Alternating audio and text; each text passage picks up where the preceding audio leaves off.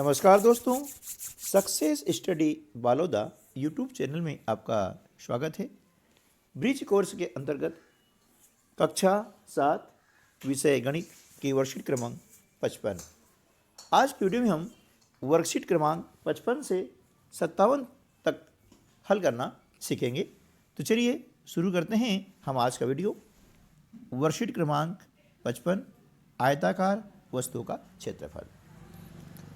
आयताकार से पहले हम समझ लेते हैं आयत क्या होती है। आयत यानी ऐसा चतुर्भुज जिसके आमने सामने भुजाएं बराबर हों और प्रत्येक कोण समकोण हों। ठीक है ना, ऐसे चतुर्भुज को हम आयत कहते हैं। ठीक है ना, और आयत के आकार का जो क्षेत्र होता है उसे हम बोलते हैं आयताकार, है ना। आयत के आकार की जो आकृति होती है उसे हम कहते हैं आयताकार। ठीक है ना।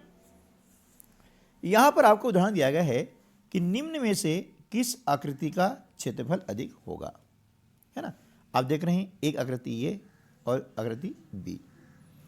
और इसमें देखिए, इसमें जो छायांकित क्षेत्र हैं ये है 5 और इसमें छायांकित क्षेत्र कितने 4 है।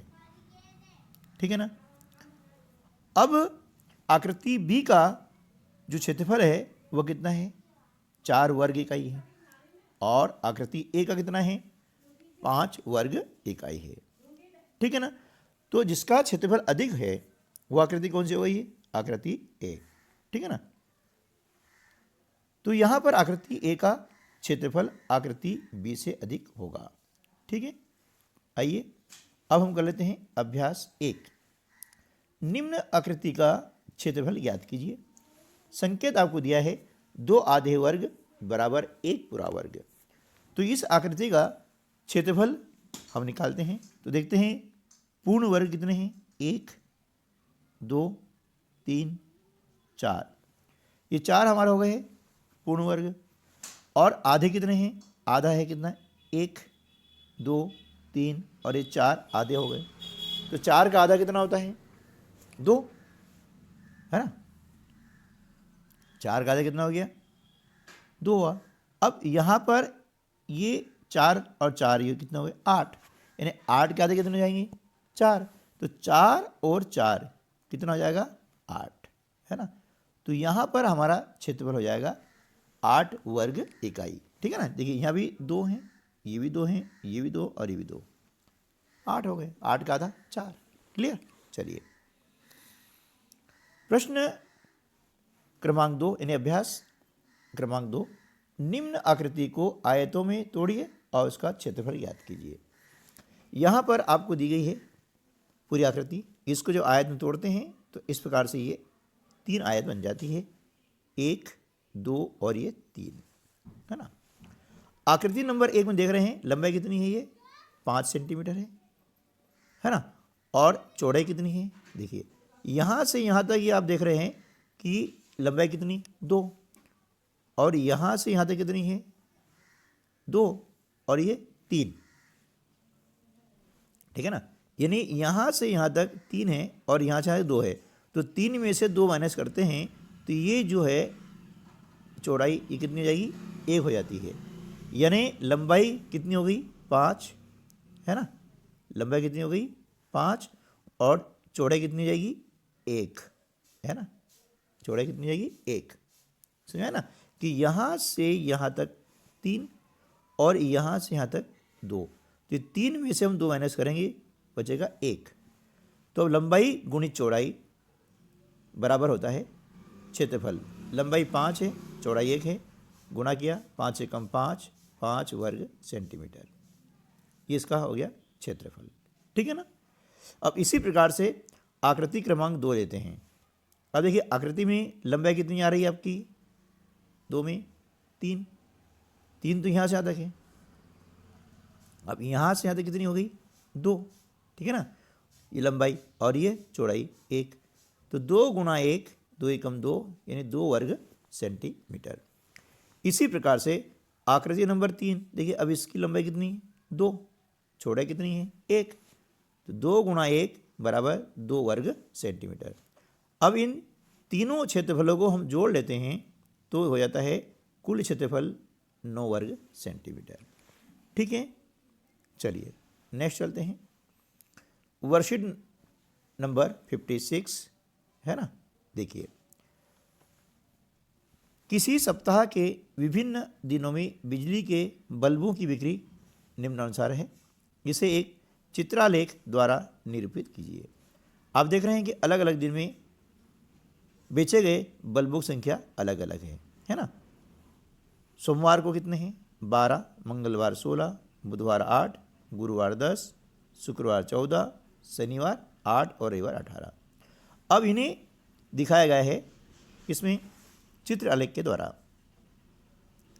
अब चित्र आलेख में क्या है? यह जो यहाँ दिया हुआ है यह कहलाता है पैमाना।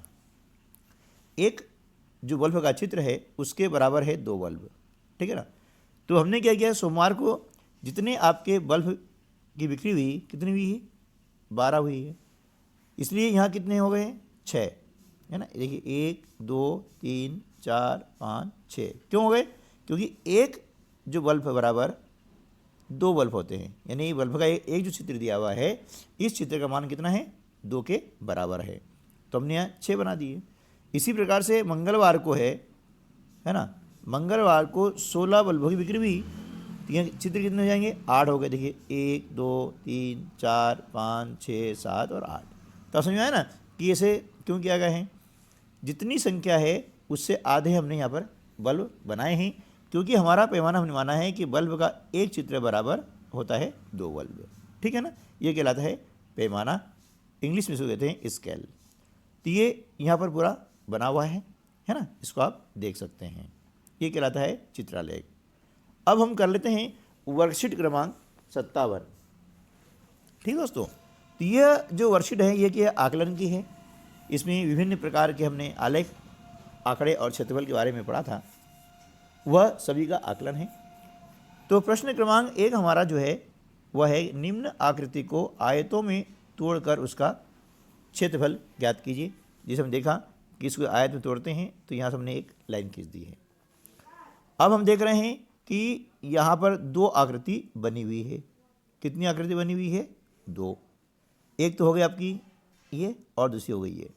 इस आकृति में लंबाई कितनी है? हम देख रहे हैं कि लंबाई कितनी है? 4 है, ठीक है ना। और इसकी चौड़ाई कितनी हो जाएगी? देखिए यहाँ से यहाँ तक टोटल है 4, इसमें से 3 चली गई, तो यहाँ कितनी हो जाएगी? 1, यानी चौड़ाई हो गई 1। इस प्रकार से आकृति नंबर 1 का क्षेत्रफल बराबर लंबाई गुणित चौड़ाई, लंबाई 4 सेंटीमीटर गुणा 1 सेंटीमीटर बराबर 4 वर्ग सेंटीमीटर, इसका हो जाएगा क्षेत्रफल, ठीक है ना। अब इसी प्रकार से हम देख रहे हैं कि आकृति नंबर 2 है, इसमें लंबाई है 4 और चौड़ाई है 1। इस प्रकार से 4 गुणा 1 बराबर 4 वर्ग सेंटीमीटर। तो संपूर्ण आकृति का क्षेत्रफल कितना हो जाएगा? 4 में 4 छोड़ देते हैं तो आता है 8 वर्ग सेंटीमीटर, ठीक है ना। चलिए प्रश्न क्रमांक 2। एक कमरे की लंबाई 4 मीटर तथा चौड़ाई 3 मीटर 50 सेंटीमीटर है। यहाँ प्रिंट 30 मीटर थी, है ना, 30 मीटर 50 सेंटीमीटर लिखा हुआ था, है ना, तो यहाँ 3 है वो एक्चुअली, ठीक है ना। तो कमरे के फर्श को ढकने के लिए कितने वर्ग मीटर गलीचे की आवश्यकता होगी, ठीक है ना। तो आप देख लीजिए कि यहाँ पर लंबाई कितनी दी गई है आपको? 4 मीटर, है ना, और चौड़ाई 30 मीटर थी, 30 तो हो नहीं सकती है ना, इसलिए हमने इसको 3 कर दिया है। तो इसको आप ध्यान दीजिएगा कि कमरे की जो लंबाई है वह है 4 मीटर और चौड़ाई है 3 मीटर 50 सेंटीमीटर। इसको हम मीटर में कन्वर्ट करते हैं तो हो जाता है 3.50 मीटर, है ना। तो अब 3.5 में हम क्या करते हैं? 4 का गुणा, तो कितना आता है? 14.0। अब दशमलव बाद में 0 है इसलिए इसका कोई महत्व नहीं है, हमने लिख दिया है 14 वर्ग मीटर, ठीक है ना। अतः कमरे के फर्श को ढकने के लिए 14 वर्ग मीटर गलीचे की आवश्यकता होगी, ठीक है ना। चलिए अब नेक्स्ट क्वेश्चन ले लेते हैं। इसमें आपको दिया गया है एक टेबल दी गई है और टेबल के अंतर्गत स्वेटर के विभिन्न माप दिए गए हैं। 20 विद्यार्थियों के लिए स्वेटर की क्या माप है वो दी गई है। हमें क्या करना है कि स्वेटर की मापों के लिए विद्यार्थियों की संख्यावार सारणी तैयार करनी है। ठीक है ना, इस प्रकार से देखिए, तो हमने क्या किया है, एक कॉलम बनाए हैं स्वेटर की माप वाला, है ना, और दूसरा कॉलम बनाए हैं विद्यार्थियों की संख्या वाला। हम देखते हैं कि स्वेटर की माप सबसे कम कितनी है, 24 है।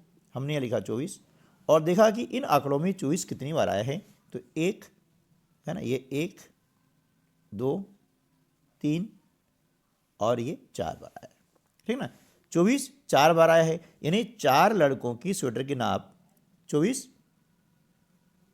सेंटीमीटर है। ठीक है ना, हमने ये लिख दिया विद्यार्थी संख्या कितनी हुई, 4 लिख दिया। ठीक है ना, अब इसी प्रकार से अगली माप कितनी है, 26 लिखी हमने। अब देखिए 26 माप वाले कितने बच्चे हैं, है ना, तो 1 2 है ना, 3 4, ठीक है ना, हमने ये लिख दिया 4। ठीक है, अगली माप कितनी है, 28 की है, हमने यहाँ लिखा 28। अब देखते हैं कि 28 माप वाले कितने बच्चे हैं, 1 2 3 4 और 5, हमने यहाँ लिखा विद्यार्थियों की संख्या 5। ठीक है ना, यानी 28 जो नाप वाले हैं, 28 नंबर वाले हैं, वे विद्यार्थी हैं 5। ठीक है ना, अब देख लेते हैं 30 नंबर वाली स्वेटर की जो माप है उसे पहनने वाले कितने विद्यार्थी हैं, 30 वाले गिनते हैं, तो 1 2 3 4 5 6 और 1 7, यानी 30 नंबर वाले विद्यार्थी कितने हैं, 7 हैं। अब इनका टोटल लगाया हमने तो ये टोटल हो जाता है आपका 20, है ना, और 20 विद्यार्थियों के लिए बनाना था, इसलिए ये हमारा सवाल सही हो जाता है। ठीक है ना, चलिए प्रश्न क्रमांक 4, किसी वर्ष के प्रथम 4 महीनों में किसी विश्राम गृह के लिए खरीदे गए बल्बों की संख्या निम्नलिखित है। जनवरी माह में 20, फरवरी में 26, मार्च में 30 और अप्रैल में 34। अब इसे हमें एक चित्रालेख के द्वारा निरूपित करना है। तो देखिए कैसे करेंगे, ये हमने यहाँ पर बनाया हुआ है ना, कि हमने एक जो बल्ब का चित्र लिया है उसके बराबर हम लिख दिए हैं 2 बल्ब लिख दिए हैं। ठीक है ना, ये हमने क्या बना दिया, एक पैमाना मान लिया है कि इसके बराबर क्या होगा, 2 बल्ब हो गए हैं। ठीक है ना, तो जैसे यहाँ पे देखिए पैमाना 2 बल्ब है, हम देखते हैं कि जनवरी माह में कितने बल्ब खरीदे गए हैं, 20, तो इसके लिए यहाँ चिन्ह कितने जाएंगे, 10, क्योंकि एक चित्र के बराबर हैं 2 बल्ब। तो देखिए 10, 1 2 3 4 5 6 7 8 9 और ये 10, है ना, तो कितने बल्ब हो गए, 20 हो गए। इसी प्रकार से फरवरी माह में कितने बल्ब, 26, तो यहाँ हमने कितने चित्र बनाए हैं, 13 बनाए हैं, क्योंकि एक चित्र बराबर 2 बल्ब, है ना। तो देखिए 1 2 3 4 5 6 7 8 9 10 11 12 13। ठीक है दोस्तों, मार्च महीने में कितने हैं, 30 हैं, तो यहाँ कितने बनाएंगे हम, 15, है ना, 1 2 3 4 5 6 7 8 9 10 11 12 13 14 और 15 हो गए, है ना। इसी प्रकार से अप्रैल में 34, तो यहाँ पर आ जाएंगे 17 चित्र, ये है ना। तो इस प्रकार से हमने यहाँ पर बनाया है चित्रालेख। अगला प्रश्न कर लेते हैं, प्रश्न क्रमांक 5। प्रश्न आपको दिया गया है कि दिया हुआ दंड आलेख वर्ष 1998-2002 में सरकार द्वारा खरीदे गए गेहूं की मात्रा दर्शाता है। यहाँ पर आपको पैमाना दिया गया है कि 1 इकाई लंबाई बराबर 5000 टन। तो देखिए ये इधर जो है गेहूं की मात्रा है, टन में आपको दी गई है ऊर्ध्वाधर, और 36 रुपये आपको दिया गया है वर्ष, कि किस वर्ष में कितना गेहूं खरीदा गया है। ठीक है ना, ये वर्ष हैं 1998, 1999, 2000, 2001 और 2002। ठीक है ना, और इधर ये बनाए गए हैं आयत डंडा लेख बनाए गए हैं। क्या बनाए गए, ये डंडा लेख। अब इसे डंडा लेख को पढ़ना है और अपने प्रेक्षणों को नीचे लिखना है। देखिए पहला जो प्रश्न है वो क्या है कि किस वर्ष में गेहूं का अधिकतम उत्पादन हुआ है। हम देख रहे हैं, देखो डंडा लेख को देखने से पता लग रहा है कि 2002 में अधिक गेहूं का उत्पादन हुआ है, क्योंकि ये जो आलेख है, दंड है, सबसे बड़ा है। अब अगला प्रश्न है कि किस वर्ष में गेहूं का उत्पादन न्यूनतम हुआ है। न्यूनतम माने सबसे कम। तो हम देख रहे हैं सबसे कम गेहूं पैदा हुआ है 1998 में। ठीक है। अब उसके बाद में किस वर्ष में गेहूं का न्यूनतम उत्पादन हुआ है, तो 1998 लिख दिया हमने। और किस वर्ष में गेहूं का उत्पादन अधिकतम हुआ है, सन 2002 में, इसलिए लिख दिया वर्ष 2002 में। ठीक है ना।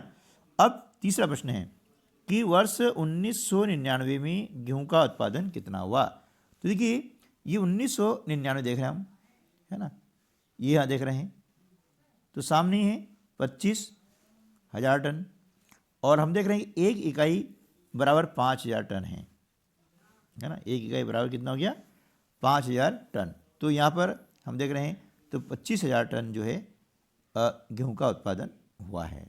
कितना हुआ है ना, 25,000 टन। ठीक है ना। ठीक, चलिए, तो ये हमने लिख दिया 25,000 टन, ये आपका उत्पादन हो जाएगा। ठीक है ना। चलिए 25,000 टन हो गया। अब इसके बाद चलते हैं प्रश्न क्रमांक 6। रोनाल्ड ने अपने दोस्तों द्वारा पसंद किए जाने वाले फलों के लिए सारणी बनाई हुई है। फल का नाम है केला, संतरा, सेब और अमरूद, और विद्यार्थियों की संख्या है 8, 3, 5 और 4। इसके लिए हमें क्या करना है, एक दंड आलेख बनाना है, यानी इसे एक दंड आलेख के द्वारा निरूपित करना है। तो हमें देखिए इस प्रकार से हमने दंड आलेख बना दिया है ना। जो ऊर्ध्वाधर है हमने लिखा विद्यार्थियों की संख्या, और क्षैतिज रूप में लिखा है फलों के नाम। अब केला कितने हैं, 8 फल है, तो 8 तक इसको बना दिया है, ये दंड आलेख कहलाते हैं। 6 है ना, 4, अभी कितना हो गया, 3, इसको देख सकते हैं, ये 5 और ये 4 है ना। चलिए अगला जो प्रश्न है, पिछले सप्ताह 30 विद्यार्थियों वाली एक विशिष्ट कक्षा में अनुपस्थित रहने वाले विद्यार्थियों की संख्या निम्न चित्रालेख द्वारा विस्तृत रूप से दर्शाई गई है। अब यहाँ पर एक जो दिया है चित्र विद्यार्थी का, उसका मतलब हुआ है एक अनुपस्थित विद्यार्थी। तो हम देख रहे हैं कि सोमवार के दिन 5 विद्यार्थी अनुपस्थित थे, मंगलवार 4 थे, बुधवार 2, गुरुवार को एक भी अनुपस्थित नहीं था, मतलब 0, शुक्रवार को 1 और शनिवार को 2, 4, 6 और 2, 8। ठीक है ना, ये 8।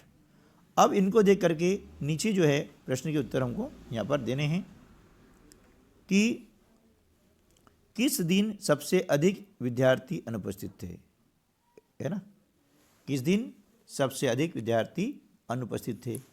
तो उत्तर आ जाएगा शनिवार। अगला प्रश्न है किस दिन उपस्थिति पूर्ण रही, गुरुवार, है ना, कोई भी अनुपस्थित नहीं रहा, यानी उपस्थिति पूर्ण हुई, यानी 100% उपस्थिति हुई है।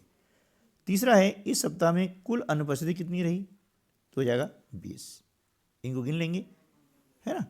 चलिए ठीक है ना। तो आज के वीडियो के साथ ही ब्रिज कोर्स का हमारा जो भी अध्यापन था वो समाप्त होता है। इसके बाद में हम जो रेगुलर हमारा पाठ्यक्रम है उसके बारे में जो है वीडियो बनाएंगे। यदि आप चाहते हैं कि रेगुलर पाठ्यक्रम की हम वीडियो बनाएं तो आप कमेंट्स में ज़रूर लिखिएगा, ताकि हम जो है उसके अनुसार आपको वीडियो उपलब्ध करवा सकें। और यदि आप पहली बार चैनल पर आ रहे हैं तो नीचे लाल बटन का सब्सक्राइब बटन है, उसको आप दबा दें, बेल आइकन प्रेस कर दें और ऑल पर सेट कर दें। मिलते हैं अगली वीडियो में, तब तक के लिए नमस्कार, जय हिंद।